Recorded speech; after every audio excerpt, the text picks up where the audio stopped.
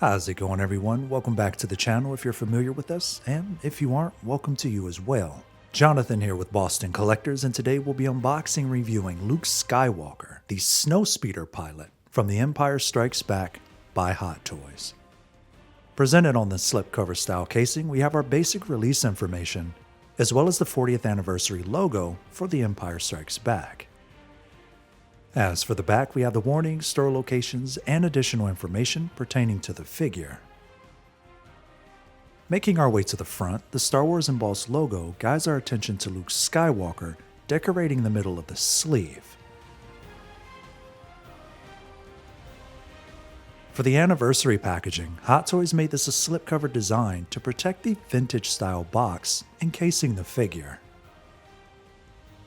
The packaging's beautiful and indicative of a retro-style design. The colors are vibrant, and the styling is familiar across multiple generations, even if you aren't sure about the design choice. Not only are they using the figure for the photos on the box, they went ahead and provided a small tidbit of canon information on the side. Similar to the sleeve, we have the warnings, store locations, and additional information pertaining to the figure on the back of the packaging. Beneath the box, there's an arrow indicating a lift function. After lifting the flap, you're met with a clearer view to the figure encased inside. With the box out of the way, we can go ahead and start our review. If you like what you see so far, don't forget to like and subscribe to the channel. Let's go ahead and continue. Right out of the box, Luke is equipped with a pair of relaxed hands. The molding isn't new, but it's always great to have a pair. Next, we have a pair of C-gripping gloved hands, but the right is used to hold the included lightsaber hilt we'll discuss shortly. For the left hand, the tighter grip is meant to hold the harpoon gun we'll also discuss later on. Hidden beneath the gloves are a small joint piece we wanted to talk about. It's meant to provide a finished appearance to Luke's outfit, if you decided to use the regular hands seen here. For example, without using it, you'll notice the coat isn't long enough to cover the exposed joint. Both sides are pre-equipped with these smaller pieces. Granted, you don't have to use them if you don't want to. However, we will. After applying it over the wrist joint, it looks a lot better and gives the appearance of a thermal undershirt. As we continue, we have a pair of C-gripping hands similar to what was shown before. The only difference here is they're ungloved. Even though they almost look the same, from what I gather, the differences are slight. While the right hand can hold the lightsaber comfortably, the left just can't. As seen previously, we have one left relaxed hand. I'm not too sure what this is about, but here we are.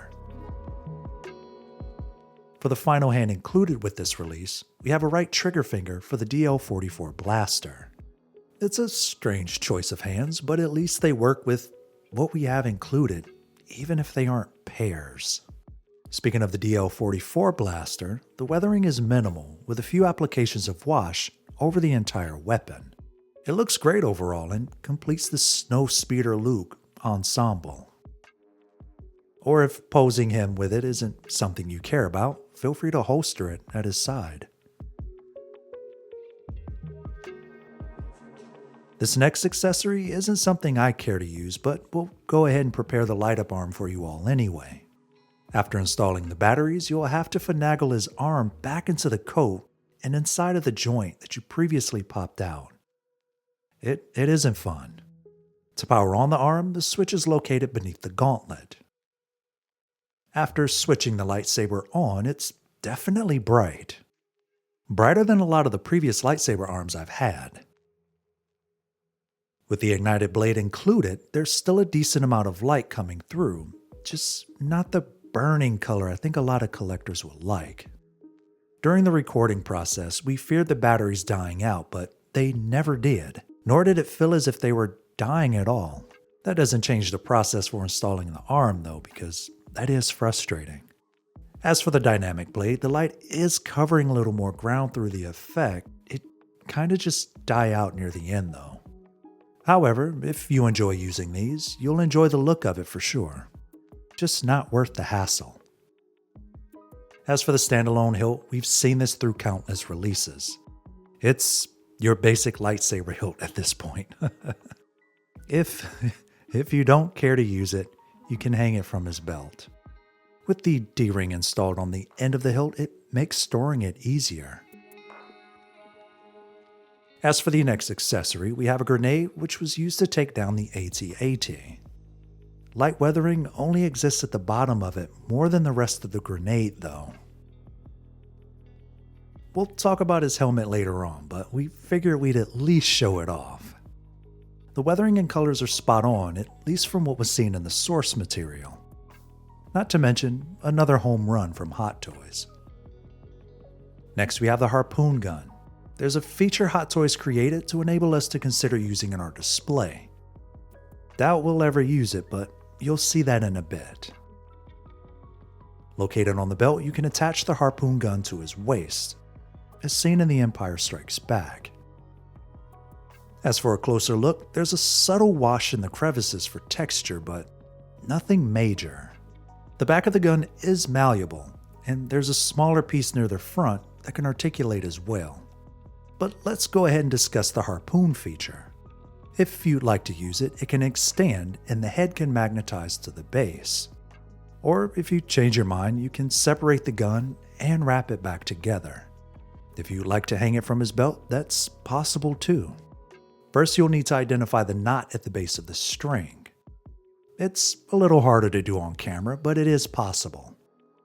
After locating it, wrap the string around it and make sure the last bit of string is beneath the knot for it to stay inside. After piecing the harpoon gun back together, you can either holster it on his belt or have him holding it in your display. Next we have the base. The front is ornate in a black print featuring Luke's name, the Rebel Alliance logo, and an X-Wing. On top of the hexagonal design, we have a textured sticker representing the undercarriage of an AT-AT as seen in The Empire Strikes Back. Next, we have a textured free-floating sticker representing Dagobah. And lastly, another textured sticker representing Hoth. With the Hoth sticker displayed on top, Hot Toys included a snowy diorama to complete the look. It doesn't cover the entire base, but it's really nice to have. For this release, Luke was given a waist clamp, and it'll aid in what we want to show next.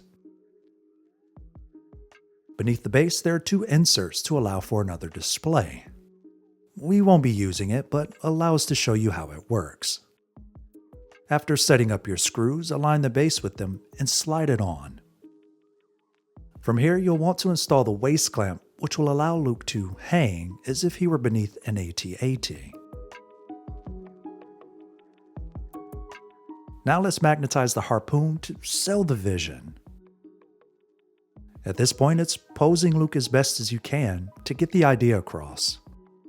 While we like the fact that Hot Toys added it to his release, it isn't practical for most collectors. Or at least not for us.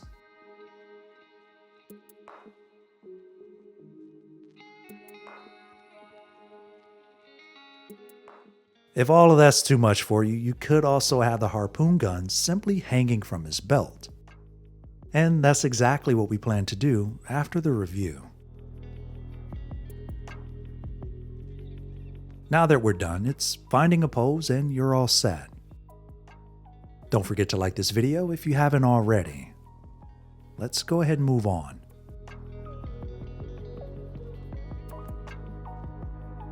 While this isn't exactly my figure, I'm gonna go ahead and share my thoughts about it. Mark Hamill's likeness is relatively close, but he's also that chameleon, so to speak. You see him under one lighting condition versus the next, he does look different, so I'll give him a pass on that.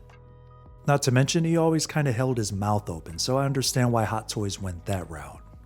In terms of the hair sculpt, I think they nailed it. It's relatively close, given the way that they sculpt the hair. I would give it at least a good 8 out of 10 if I had to rate it.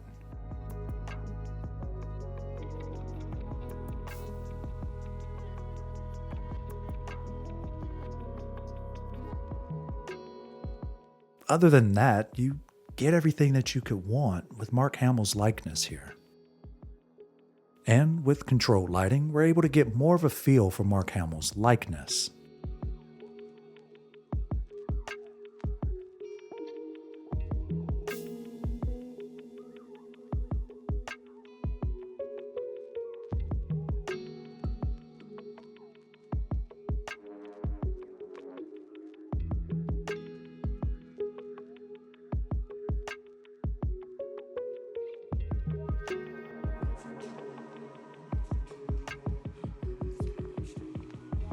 And here we have Luke's pilot helmet.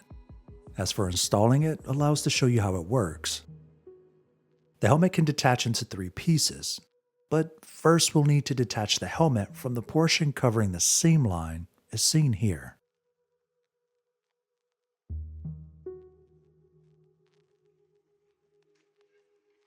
From here, we'll need to bring the yellow visor down and separate the helmet down the middle. But that isn't all. We'll need to prep the portrait before we can put it on. Luke's hair is magnetized to the portrait, so we'll have to remove it first before we continue.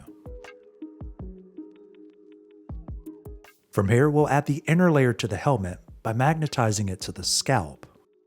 After that, you're all done.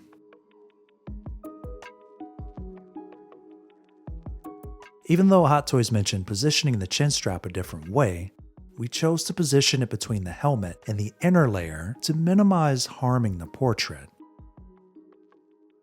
Other than that, the helmet looks pretty solid. We just wish it were a little bit more textured, similar to what we saw with the Boba Fett reclaimed armor.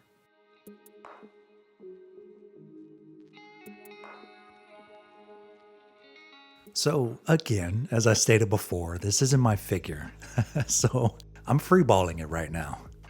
So I'm going to let you know what Tasha told me. She mentioned that the promotional photos through Hot Toys didn't exactly show the dirt and grime throughout the suit. It's a lot more apparent here, and I have to agree. She enjoyed the overall look that is the Snowspeeder pilot, but in terms of the chest piece, she didn't like that it looked relatively new. You have all of this grit and grime throughout the pants, throughout the jacket, on the sleeves, on the back, and the box portion, which I'm pretty sure will be coming up soon. It's just the box portion is just not really selling it 100%. Other than that, she really enjoyed the look of it and thought that it encapsulated what we saw in the movie. As for the overall posability of the figure, it does pretty well.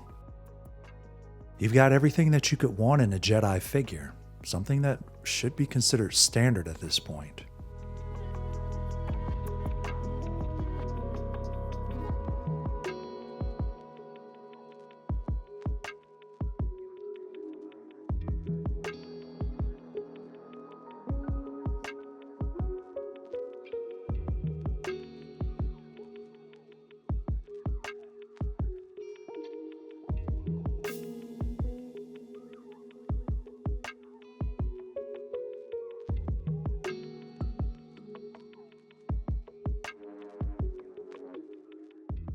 I'm gonna go ahead and bypass rating this one. This isn't exactly my figure, and since it's Natasha's, again, I have to forego a rating.